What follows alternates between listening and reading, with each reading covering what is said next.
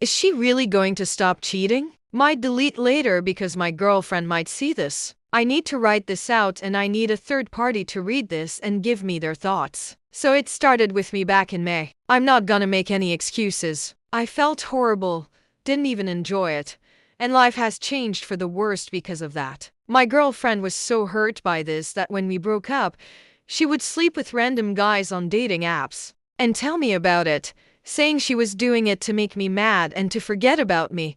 But clearly she was spiraling mentally. She also slept with my then best friend, not to get into much detail, but after a couple of drastic mental health crisis incidents, I helped her and asked her for forgiveness. She accepted and we began to rebuild our relationship. Over the next few months, I was taking her out places, saving up for an apartment together for us, and trying to really be a better man. I wasn't perfect, and I was making mistakes.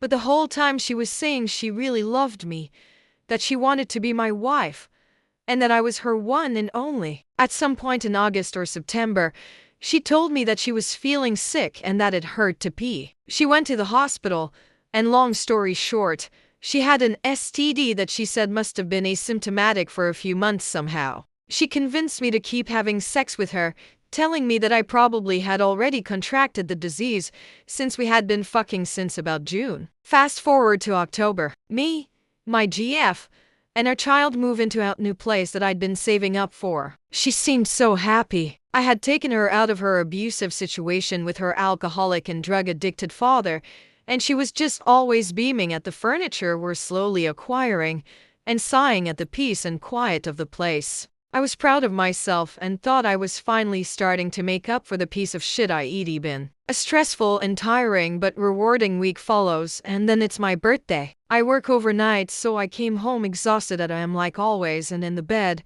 my girlfriend was clutching her phone close to her. I got curious to see what she had apparently fallen asleep doing. There was a video about something she liked playing. Then I exited that and just started snooping around her phone. I had a weird feeling. Then I see that on Snapchat, there are two men with purple little paper airplanes next to their names and bitmages. She had been sending them videos, one just a few hours ago, and the other 2 months ago. One of the men was my best friend. The other man is someone whose name she either doesn't even fucking know or she is refusing to tell me. She sent nudes to my best friend on my fucking birthday, and while she didn't admit it at the time, they would exchange nudes on and off over the course of a few months after I came to comfort her at a time nobody else would. According to her, he added her on Snapchat after months of not talking, and she was just so desperate for attention and validation that she added him back and he just started sending dick pics. Supposedly, she just wanted to be normal friends again but wanted to appease him so he would stop talking to her, so she sent multiple videos of herself.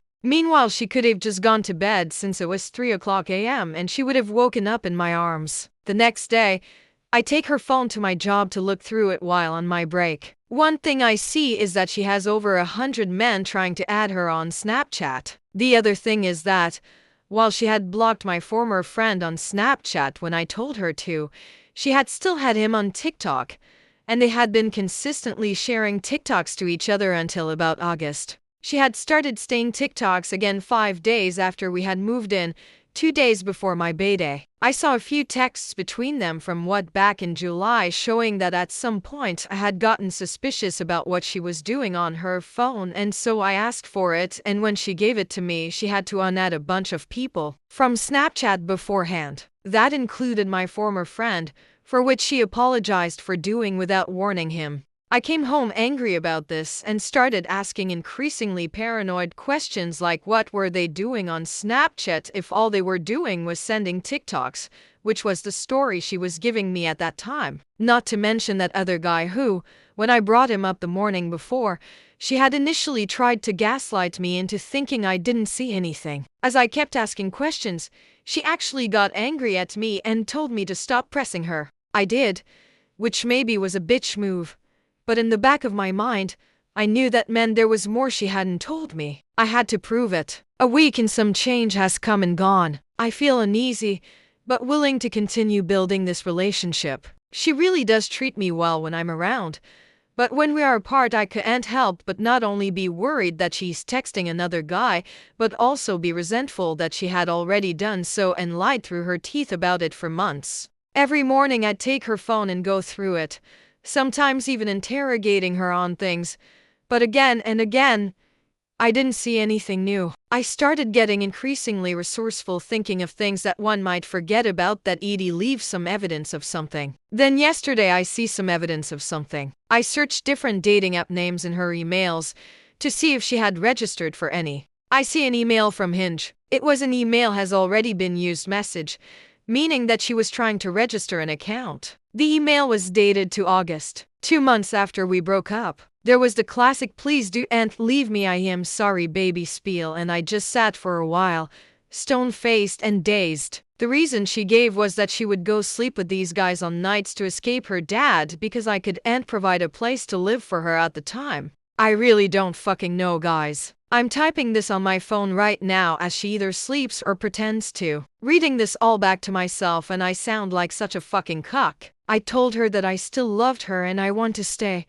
But that was yesterday. After a day of us doing laundry and housework, which was nice but tiring, followed by a shift of exhausting physical labor overnight, followed by feeding and taking care of my kid by myself because she is currently in bed with her eyes closed, I just feel really conflicted. I really do still love her after all this, and she at least seems to love me to the point of obsession, though in the last few months I wonder if that's a performance. She seems eager to raise this baby together, and I for sure don't want to raise him alone. But fuck, man. I've been disrespected over and over and over, and the most she can do to prove that she's faithful is maybe give up her phone, which she has offered. But I feel like that incurs a power imbalance or something, and it won't solve the problem. There's also the issue of her mental health. She has struggled with mental health issues all her life and honestly has extremely self-destructive tendencies. She was abused all her life till now, and I feel like her family truly has no love for her. I think if I were to leave her,